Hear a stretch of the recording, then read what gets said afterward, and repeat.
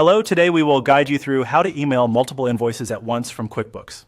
By the end of this walkthrough, you'll know how to locate your invoices, select exactly the ones you want, and send them out in a single, efficient batch.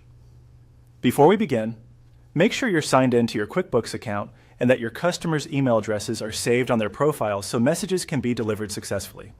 Start by opening QuickBooks. From the left-hand navigation, move your mouse over the Sales section to reveal its options.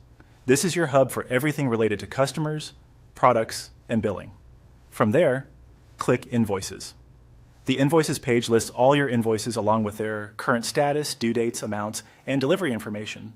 Think of this page as your command center for tracking and sending what's outstanding. Now choose the invoices you want to email. Use the checkboxes next to each invoice to select them. You can pick just a few or many at once.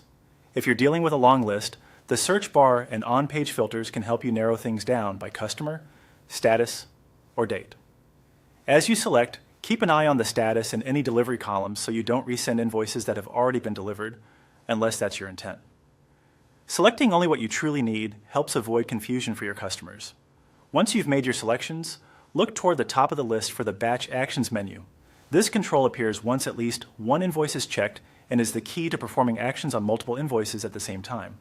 When you see it, click Batch Actions to open the available options. From the drop-down, click Send. QuickBooks will prepare emails for each selected invoice using your default message and template. Depending on your setup, you may see a short confirmation or preview. If something doesn't look right, you can back out and make adjustments to your selections or invoice details, then return to Batch Actions and choose Send Again. After you send, give the page a moment to refresh. You should see the status or delivery indicators update to reflect that the invoices were sent.